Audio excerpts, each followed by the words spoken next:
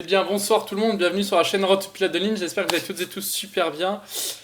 Donc aujourd'hui, je vais vous faire un peu le débrief de la journée porte ouverte du 3 décembre 2022 à laquelle j'ai pu la faire. Donc je vais vous raconter un peu, c'est vraiment un retour d'expérience sur tout ce que j'ai pu faire sur cette journée, parce que je me suis pris du coup un week-end entier, donc c'était le week-end dernier. Et puis voilà, donc sans plus tarder, on va commencer. Mais voilà, du coup, donc je suis descendu sur Toulouse, donc j'habite Rennes. Je suis descendu sur Toulouse en bus, un bus de nuit. L'aventure commence là, mais bon. Non, du coup, je prends un bus de nuit, donc de la nuit du vendredi au samedi, vu que c'était donc le samedi 3 décembre. Donc voilà, donc je prends mon bus au départ de Rennes, donc un Flixbus à 22h, pour arriver donc à 7h au portail de l'ENAC. Donc autant vous dire que c'était un long trajet, mais voilà, donc j'étais super excité et impatient entre guillemets de voir l'école. Enfin, pour tout vous dire, en fait, j'en avais besoin de la voir l'école. J'en avais besoin et c'est ce pourquoi. Hop, je vais enlever ça. Voilà. Du coup, j'en avais vraiment besoin de voir l'école. Et enfin, il fallait que, je sais pas, c'était un besoin. Enfin bon, tout ça étant dit, donc voilà, donc j'arrive à 7h devant le portail de l'ENAC, donc sachant que là, la porte ouverte commence à 9h. Et donc voilà, donc je me rends au PC de contrôle de l'ENAC, j'échange un peu avec les personnes, donc ils me filent un petit feuillet donc, qui est donc le programme de l'ENAC, enfin de la journée porte ouverte, pardon. Et voilà, donc je le feuillette. Je m'étais dit que j'allais tout faire dans la journée.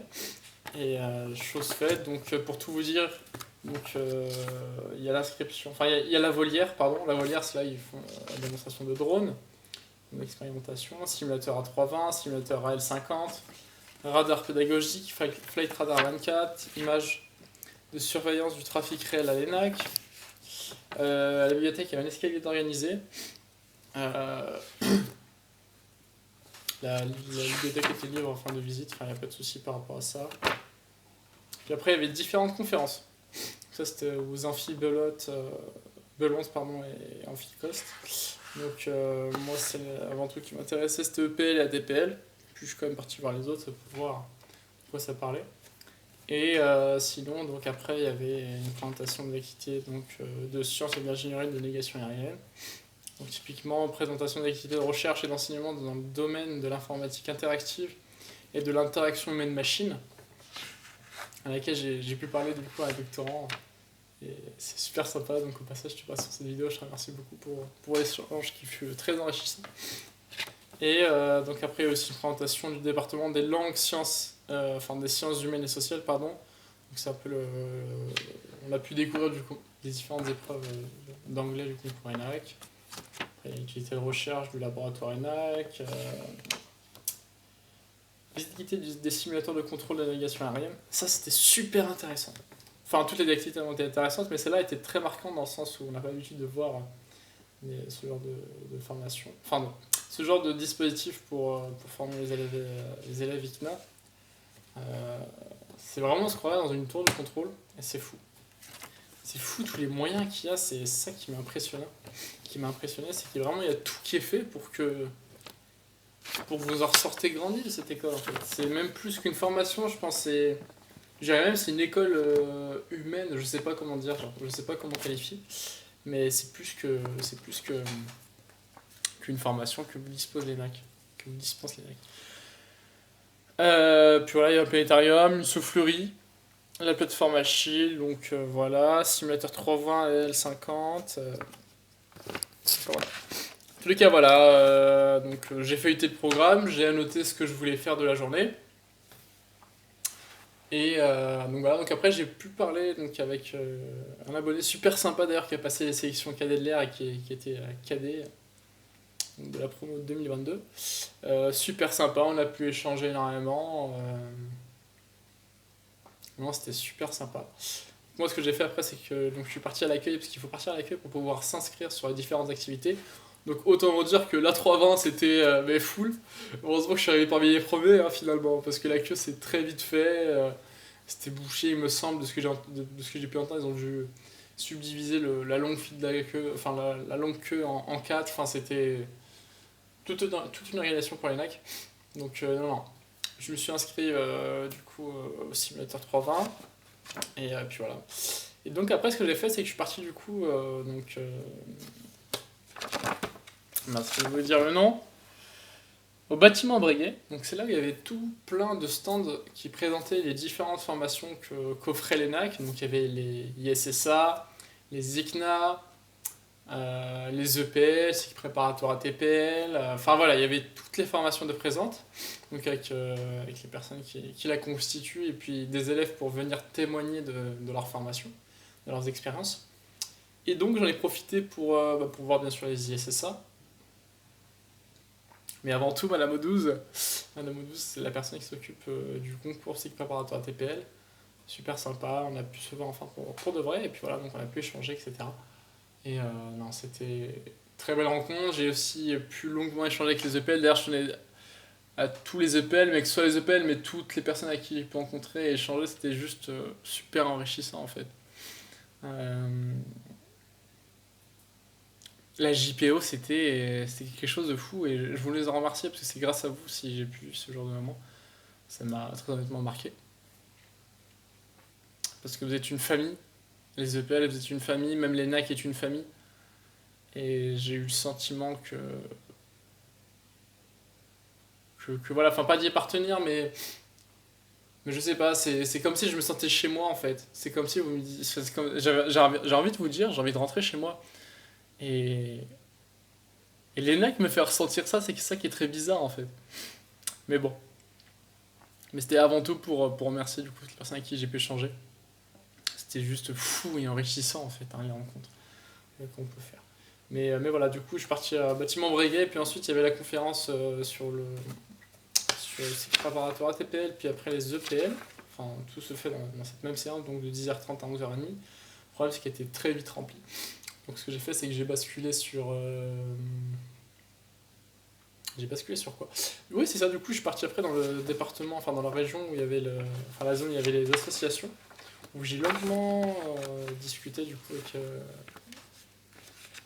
avec les étudiants qui la composent. Par exemple, il y avait des représentants d'Air Expo. Donc pour ceux qui ne connaissent pas, Air Expo, c'est une association euh, qui est à l'ENAC, mais qui est aussi à ISA et Super Héros. Donc ce sont deux écoles d'ingénieurs héros qui donc organisent un meeting aérien, mais qui est vraiment colossal, hein. C'est pas le petit meeting de campagne, c'est vraiment un meeting aérien, mais qui a la particularité d'être entièrement organisé par les étudiants. C'est ça qui est fou en fait. Donc voilà. Et puis voilà, donc j'ai pu parler avec Fly Impulse aussi. Donc c'est une assoce qui s'occupe du coup de vous faire découvrir l'univers de l'entrepreneuriat. Chose qui se développe de plus en plus hein, maintenant. Mais voilà, donc j'ai pu longuement échanger, j'ai vu qu'il y avait une vie associative au sein de l'ENAC, que les élèves s'épanouissaient au travers de ça. C'est une réelle plus-value pour ces mêmes personnes, mais qu'ils apprennent tout un tas de choses qu'à l'école on pourrait ne pas. Enfin, qu'on n'apprend pas spécialement, parce que voilà, c'est pas sa fonction première, mais voilà, tout. Gestion de projet, des marchés des personnes, quand on est issu du filière technique, on n'apprend pas tout ça. Donc voilà, donc c'était des échanges aussi bien sûr enrichissants. Et puis voilà, donc après des associations, je suis passé donc au laboratoire de recherche. Je suis passé au laboratoire de recherche et c'est ça, donc présentation des activités de sciences et de l'ingénierie de la navigation aérienne. Donc c'était c'est ça, donc activités de recherche et d'enseignement dans le domaine de l'informatique interactive et de l'interaction humain-machine. Donc j'ai pu parler avec différents chercheurs, dont notamment un chercheur qui m'a présenté donc, son projet, enfin ce sur lequel il travaille, pardon. Il pense à la tour de contrôle de demain, pardon. C'est-à-dire que ils sont en train de tester du coup un espèce de logiciel qui permettrait de gérer le trafic d'un aéroport, notamment Orly ou Roissy, je m'en souviens plus trop. Il me semble que c'est Roissy, Roissy-Charles de Gaulle, où il y a beaucoup de trafic. Donc ce serait d'optimiser leur temps sur le taxiway, allumer les moteurs au bon moment pour minimiser l'impact carbone et du coup faire des économies carburant. Enfin, il y a vraiment plein d'aspects qui sont intéressants. Fluidifier le trafic, du coup, si forcément on fluidifie le trafic, on gagne en sécurité. Enfin, il y a plein de choses qui sont intéressantes. Et j'ai trouvé le sujet très passionnant. Il y a aussi un projet où donc ils utiliseraient du coup la VR pour enseigner du coup aux EPL les différents checklists à apprendre. Enfin voilà, il y a de ça. Il y a aussi quoi, oui, bien sûr, il m'a parlé aussi donc son projet actuel maintenant, c'est donc de ce même chercheur, c'est de en fait, ils se sont rendus compte que quand le pilote fait face à un problème dans l'avion, donc vous savez, il y a le moment où il y a tout qui s'enchaîne plus ou moins, il y a un delta T où le cerveau va se mettre entre guillemets en veille, en panne. Et du coup, lui, son travail, ça va être d'optimiser ce delta T pour qu'il soit le plus court possible et que le pilote puisse le réagir le plus rapidement possible. Du coup, il travaille sur ça. Et c'est super intéressant, là aussi. Et du coup, voilà. Donc après, je suis passé avec... Enfin, j'ai pu échanger, bien sûr, avec un doctorant, super sympa aussi.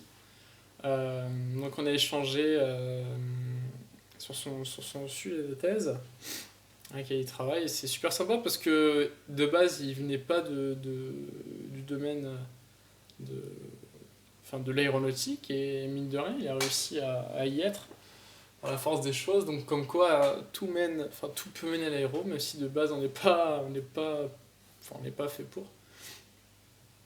Donc voilà, il m'a présenté un peu son sujet de thèse, là aussi très intéressant. On a pu longuement échanger et franchement c'était super sympa. Et puis après, j'ai aussi vu les différents parcours de formation qu'on peut faire au sein de l'ENAC, au-delà de l'ingénierie, tout ça, hein, vraiment les masters de recherche, etc. Et c'était là aussi très intéressant. Donc vraiment, j'en retiens de, des échanges très, très intéressants, des échanges, oui, très enrichissants. Et puis voilà. Donc ensuite, ce que j'ai fait, c'est que je suis parti, il me semble, à la salle d'examen. C'est ça. Donc, tac, tac, tac. La salle d'examen, il me semble, d'anglais, qui était dans le même bâtiment. Hein.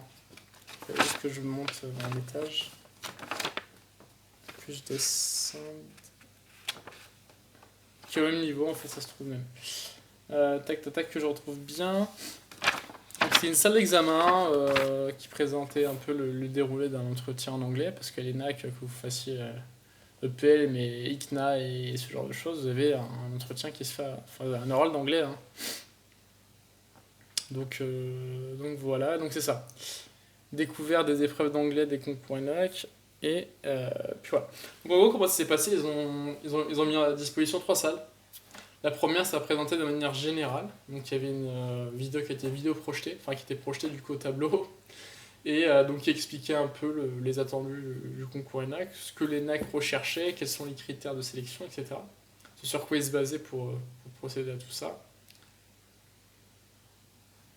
Ensuite, il y avait une deuxième salle. Il me semble en fait il n'y avait que 2 salles, si je ne me trompe pas. Enfin, de mémoire, c'est ça, 2 salles. Et donc du coup dans cette deuxième salle, ils avaient mis donc à disposition, il y avait plein d'ordinateurs avec une vidéo qui tournait en boucle, et en fait si vous voulez c'était un entretien type qui était fait dans les locaux de l'ENAC, c'était un entretien vraiment ENAC, en anglais. Donc là on a pu voir un examinateur et puis un candidat qui échangeait, où l'examinateur posait tout un tas de questions, etc. Vraiment c'était super intéressant, ça a permis de voir un peu les barèmes et l'attente, etc. Tout ça. Je vais essayer d'accélérer un peu parce que j'ai 20 minutes et je vois que je suis déjà 14 minutes, il me reste 6 minutes. Donc voilà. Mais voilà, du coup, ce qui en était pour les NAC.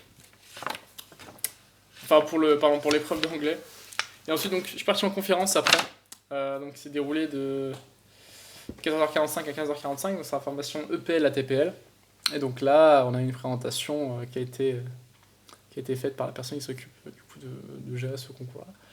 Et donc voilà, qui nous a présenté différentes statistiques du nombre d'inscrits, du nombre de retenus à la fin. C'est pas une surprise, en 14, comme chaque année. Ça fait très peu de place, mais voilà, donc on va tout faire pour l'arracher. Il nous a aussi montré différents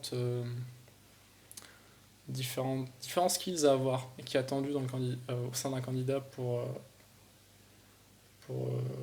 être éligible, entre guillemets.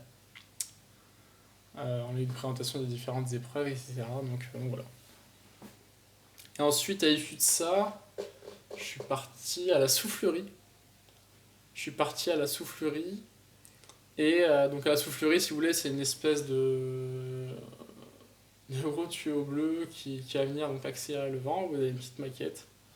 Et donc là, on peut calculer le coefficient de traînée, la portance, tout ce genre de choses. Là aussi, super intéressant. Il y avait aussi un avion qui était exposé pour les élèves, pour voilà, montrer les différents compartiments que compose l'avion, les différentes machines, etc. Vraiment, c'est super intéressant. Vraiment, c'est les moyens qu'ils mettent à disposition des élèves, c'est juste fou en fait. C'est impressionnant. Donc voilà, et ensuite, donc après je suis retourné pour assister à la conférence sur l'ISSA. Donc c'est la personne qui va s'occuper de créer toute l'interface du contrôleur aérien sur laquelle il va travailler, donc lui le contrôleur. Donc lui, l'ISSA, c'est lui qui va concevoir la bonne couleur, pourquoi mettre du gris, pourquoi les vecteurs seront de telle couleur, etc. C'est tout plein de choses qui font que l'ISSA a vraiment son rôle, et c'était super intéressant de voir comment... de comprendre un peu comment est-ce que fonctionne, entre guillemets, le logiciel sur lequel se basent les contrôleurs aériens. Du coup, pour faire la bascule, je suis parti faire la visite du coup de la tour de contrôle, enfin des différents dispositifs, donc des grandes salles avec des simus contrôleurs, etc. Enfin, c'est fou. C'est fou. Il me reste moins de 3 minutes.